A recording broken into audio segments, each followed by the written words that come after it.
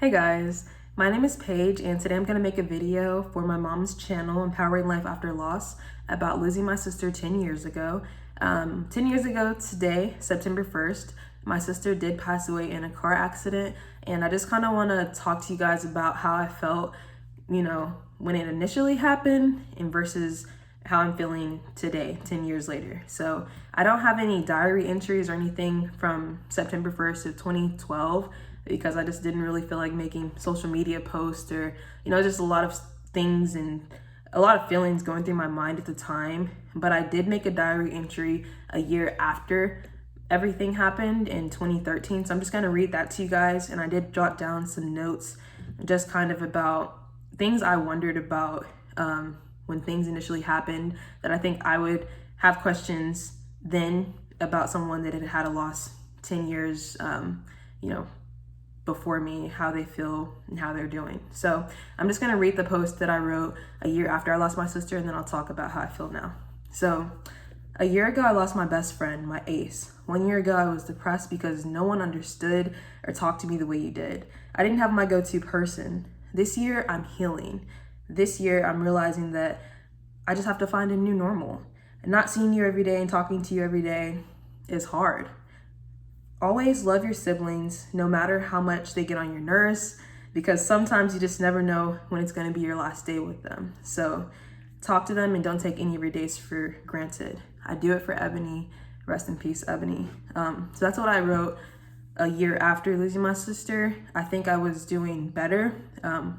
But even then, I definitely wasn't where I am now. So how do I feel today versus when I initially lost my sister is totally different. So I think on the day that it happened, it was just really unexpected. I didn't believe, the news. I felt like I had just seen her days ago. It just felt like it was not real. And I feel like it was really hard for me to go through the healing process because I couldn't accept the fact that my sister had died. So now that I've accepted that my sister is no longer on earth, that she has passed away, I have just been able to live my life. I have a lot of happy days, and I'm just gonna kind of elaborate on that. So it's been 10 years, and I was only 11 years old when this happened to me. Now I'm 21. So I think a big part of me just going through my grieving process was how my parents, helped me cope as a child. So some of the things that my parents did is that they still allowed me to live my life. They still allowed me to do things. So I was playing volleyball at the time. I ran track. They still allowed me to go to school and be with my friends, which is good for me because I got to get out of the house. I got to not always be like saturated in grief and depression, which I think when this initially happened, so many people want to console your family and be around you, that it's almost draining because it's draining to be sad all the time. And when people are always around you crying, even when you are having a good day, that can bring you like all the way down. I forgot to add this part in the other video, so I'm gonna just add it here. But my parents allowed me to go to school, to drive my car when my sister had went to college and got in a wreck in her car. So they were so scared of me driving. They were so scared of me going to school. They wanted me to really go to like a community college, stay at home and be in like the 13th grade, which, it was really nice that they allowed me to still live, even though my sister had died. They didn't just put, oh, since your sister died in a car wreck, you can't drive anymore, you can't live anymore, you can't go to college because this is what happened to her. They didn't put her fate on me, which was really something I could appreciate as their child, because it's really hard to, not have fear that something's going to happen to someone else that you love once you've went through something like that. My parents allowed me to still have activities outside of my household was really big for me. I think as a kid too, I didn't comprehend the fact that death was really final. I didn't have like the finality of death in my head. So when they told me my sister had died, I was really upset, but I didn't recognize 10 years later, when I'm sitting here, you know, I'm really never gonna have a phone call with my sister again. I'm not gonna go to the mall with my sister again. We're not going to have nachos together. She's not gonna be at my wedding. She's not gonna be at my graduation. So at the time, you know that, but I didn't really truly comprehend that. And I think 10 years later, I'm really like at this point where I'm like, you know, she's really not coming back to this earth. And I've had to accept that fact, which as a kid was really hard. But it's helped me, you know, heal. I think my parents are also really straightforward with me. They didn't say, oh, your sister's asleep, or, you know, something happened and you'll see her like years down the line or whatever. They told me, you know, this is what happened. She's dead. And they let me talk about and express my feelings. So if I wanted to cry, if I wanted to ask questions, my parents were really open-minded. They put pictures. It wasn't like something bad happened in our life and then they just act like, oh, we're not going to talk about that. So it was good that they were so open with me. And then I think I had a lot of questions back then about if I'm normal, why would this happen to me, and why would God do this to me? So I feel like you are normal, and if you have friends that don't understand what you're going through, tell them to live a little bit longer, because death is inevitable. Everyone has a time period on this earth, and this is a conversation that we avoid with our friends, with our families. And I think it's hard to stay true to your beliefs when you feel like you've been betrayed by God. But as time goes on, you do come to the understanding that everything in life is destined, and you can't dwell on what you could have done, what you should have done, or, you know, what you would have done if had you been there during the time of the incident that killed your loved one. Because if you do that all the time, you're gonna drive yourself crazy. So I'm not at that point where I'm thinking coulda, shoulda, woulda. Is there anything that I could have done differently to speed up my grieving process? I think, like I said, I was in denial. When they told me my sister had died, I was like, I just saw her the other day, she's fine, she's gonna be calling my phone. And then I didn't really have the process that my sister was truly dead until I saw her urn, you know, because that was her ashes in a box, basically. So I went from seeing her body, her corpse in a casket, seeing them lowering a casket, you know, at a funeral, and then I'm seeing ashes in a box. So when I saw the ashes, for me, it was showing me her remains on this earth are completely burned. Like, there's no way for her to walk around. There's no way for her to walk through the door tomorrow. There was no way for me to have in my head that she's coming back to this earth. And as hard as that was for me to accept, it helped me to know what are you going to do now that she's not here, and how are you going to process that? How are you going to live now? So you have to, I think the faster that you accept the fact that this has happened to you, the faster that you can grieve and get to a better place in your life. How often do I have like emotional days or bad days since my loss? So now I don't have a lot of days that I'm dwelling, that I'm depressed, that I'm sad. And if I do, it's not necessarily related to my sister. Right now, I feel like a pretty happy person. I mean, I see my friends, we hang out, I go to school, and I feel like I'm very similar to what I was prior to losing my sister. Of course, I'm not the same, but as far as my mental health, I am good, which has been a long time coming. What was the hardest part of my loss? I would say being patient with myself. So it's really hard for you to be depressed all the time. I would wake up with swollen eyes. I would have feelings of being suicidal. I would be in class and everyone's laughing around me when I'm just feeling like I'm going through a nightmare in my life and just trying to, like, you feel like you're walking around the world, but you're a zombie. And it was hard for me to allow myself to feel how I felt. But I felt like if I hadn't allowed myself to have days where I bawled, where I cried, where I talked to people that I trusted about how I was feeling, then I wouldn't be able to be where I am now. If you just let everything ball up inside of you, eventually it's gonna come out, and it's gonna be misplaced anger or abuse or bad coping mechanisms or whatever the situation. So just be patient with yourself and allow yourself to feel exactly how you feel. There's nothing wrong with that. And I would say that it's normal. Have I ever had suicidal thoughts during my grief? And if so, what motivated me to keep going? After my sister died, I felt like I lost my best friend. I didn't want to be here anymore. I didn't want to live anymore. And it was really like, F this world, bye. I'm going to go be with my sister because they say that she's going to heaven or she's leaving this earth. So I was like, if I'm not here, I can go be with her and I don't have to suffer here and be miserable all the time. What kept me from offing myself or committing suicide was the fact that I just went through this. My family just planned a funeral. We just wrote an obituary. We just went and saw a body. We just went through all of this emotional stuff. And for me to go kill myself, I'm putting my family through the exact same thing, which is like one of the most selfish things you can do in your life. And my sister also did not respect suicide at all. So just out of respect for my family, out of respect for my sister, I felt like I have to be here not only for the people that still do love me, but she would have never believed in that. She felt like if you kill yourself, then that's like you go to hell or something, which I don't necessarily believe that if you kill yourself, you go to hell.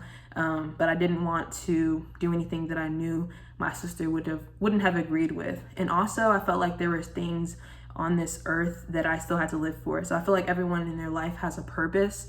My sister's life was short, but she was here for a reason. And so for me, I felt like if God hasn't taken my life yet, I don't know why he put me through this, but there's something I'm supposed to do here before I leave. And if it's my day to go, he gonna take me. So I just felt like she just fulfilled her purpose early on in 17 years, and I'm 21, I still have not fulfilled mine. So there's something that's here for me. I don't know what it is, and I still try to figure that out to this day. But there's a reason that I'm here, and there's something that I'm supposed to do before I leave this earth. And I think when you realize that, you can keep going, and knowing that not every day is a bad day. I would feel guilty for having a happy day where I wasn't depressed, and that's not a bad thing, So what's different now in my life versus when my loved one was living?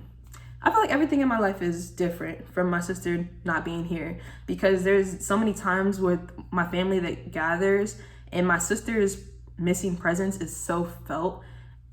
She was always like a vibrant person, someone making you laugh, or someone that's like laughing, dancing, whatever. So when she's not there for events, for Christmas, when I'm just at home chilling, whatever, I feel that. But because my sister's not here, I cherish the people that I do have. Me and my brother's relationship has gotten stronger. We like ride and die for each other. Me and my mother talk to each other more. My dad, he treats us differently, as far as not being angry about us hanging out, in his room, or like he doesn't get irritated with our presence, with us being around. And I think it's because that everyone's life is short. And so if you love someone on this earth, you have to truly let them know and cherish their presence. So everything is different. Some things not in the best way, but a lot of things have changed in a good way, as far as me just appreciating and really counting my blessings that I do have here on the world and in this world. So why don't you just avoid grieving? Like, why do you just like, let me just not cry, let me just go hide in a corner, let me just act like this never happened? Why should you not avoid feeling how you feel? Because if you self-medicate, like I said, you're going to result to things that are not good for you, feeling suicidal, being depressed. You can't concentrate when you're not letting yourself really process your emotions. Like, you're going to be going throughout your day just dwelling on things that are going on. You can have misplaced anger, and then result to things like alcohol and drugs to make you feel better, but it's only temporary relief. Whereas if you just let yourself feel how you can feel, it doesn't have to be a temporary good feeling. So how often do I think about my sister? I still think about my sister all the time, but now when I think about my sister, it's not sad things. I don't think about us arguing or the bad times. I like really reminisce my sister at this point. So when I think about her, I think about her laugh. I think about how she danced. I think about her cheering and how she could flip. I think about all the people that she touched in this world. So I think about a lot of good things. And I think as time goes on, you don't even remember necessarily all of the bad things and the things that might have irritated you when they were here, because you miss everything, the good, the bad, the ugly, whatever. But the longer that it goes on, the more that I just reminisce on good things about my sister. but it's not an everyday thing. There's things subtly that I'll think about her. I have things in my home that I carry around with me, whatever, that reminds me of my sister, but I don't sit 24/7, all the time thinking about my sister and how it makes me sad. So how long do I think grief lasts? And do you ever get over the loss of your loved one? Honestly, I feel like you regain a balance in your life. So you have to integrate a new reality. This person's not here anymore. I don't think you ever 100% get over the fact that you've lost this person. I mean, you just have like a lifelong aftermath, but it doesn't necessarily have to be bad. So no, I don't walk around being like, oh, my sister died and my life is perfect as it was before, because it's not. It's different. And I do miss her being here. I wonder what she'd be doing now. And I always wonder, like, what if she was here, would she be married now? Would she have kids? What would she say to this? So I'm always wondering, what would this be? So you always think about things. You're always going to think about this person because they had a big part of your life.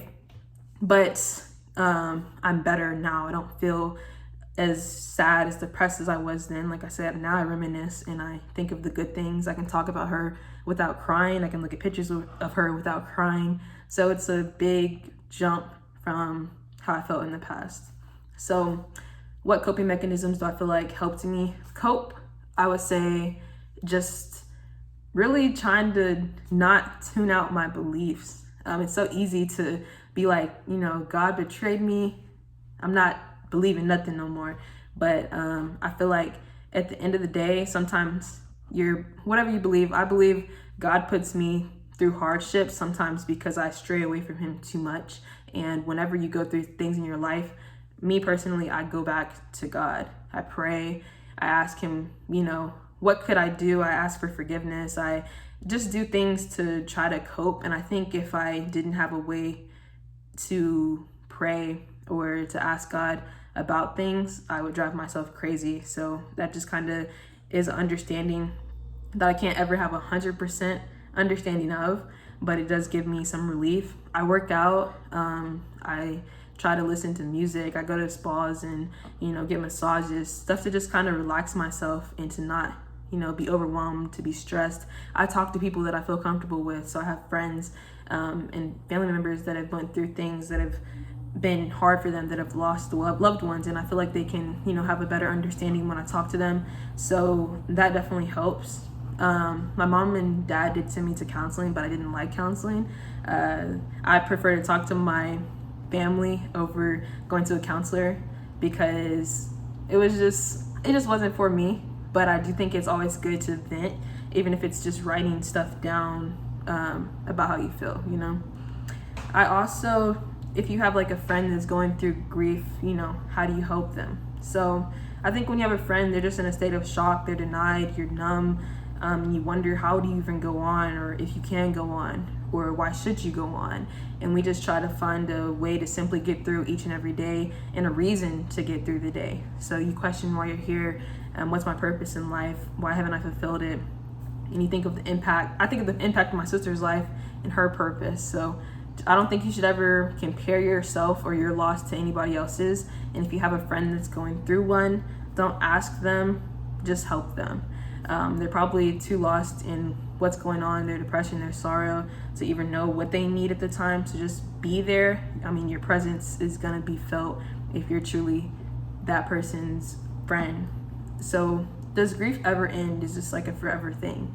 I feel like I said, it's a lifetime. There's always going to be like things that revamp the grief or have like a reawakening. So there's holidays, birthdays, there's the death anniversary like tomorrow. There's things in the environment that remind me of my sister. My sister had a butterfly tattoo, so if I see a butterfly, I think of my sister. There's graduations, weddings, any type of smells. So anytime that happens, you have to like kind of be prepared for these things, plan for these things. So if you know that one of these days that's big, that's going to remind you of this person comes up, I get out of the house. If my friends want to go hang out, if my friend wants to go out to eat, if we want to go on a trip, whatever, travel, do something that's not going to have you like dwelling in your sorrows. Like, go do something, reminisce about the person, look at pictures, laugh, talk to the other family members that knew them or friends. Prepare for the bad days, because it's not always going to be good. You can't always just run away from what you're feeling. Like I said, if you need to have that day that you feel it, make traditions. So if it is a holiday and you want to like release balloons for the person or whatever you want to do to remember them, do what you have to do to feel like, you know, how you need to feel. And then just allow yourself to feel your feelings. Also, I think you should always take time to yourself to just think about what's happened and to feel how you feel. But at the same time, don't isolate yourself to the extent that you're lonely, because I think when you're lonely, you can be in really deep thought, and it can be really not healthy for you. So don't allow yourself to drown in your sorrows every day, and have days that you are happy. It's okay to be happy. You shouldn't feel guilty for having a happy day. And then I just want to leave you guys with the quote my mom put on my sister's obituary, because it's really helped me. Do not stand at my grave and weep. I am not there. I do not sleep. I am 1,000 winds that blow. I am the 1,000 glints on snow. I am the sunlight on ripened rain. When you awaken in the morning's hush, I am the swift uplifting rush of sweet birds in cycled flight. I am the soft stars that shine at night. Do not stand at my grave and cry. I am not there. I did not die. So just don't focus on the regrets, the things you didn't do, the things you could have done. You know, life is short, so live your life to the fullest. You are still here, and you're here for a reason. And when you start truly not just thinking that, but believing that, you will be stronger than you are today. So I just hope that this helps somebody out there, because this is a really hard thing to go through, and you're not alone. And like I said, if you haven't been through it, just live a little bit longer. So rest in peace, Eboni. I love you so much. I love all my family members watching this video, and I appreciate everyone that's reached out to me and my family at this time, because it's not easy. It's never easy. And you know, after the initial loss, things get real. People stop communicating and reaching out to you. And like I said, the grief is a forever long process, but you can live, and you can still be empowered and live a life after your loss. So I love you guys, and thank you so much for watching.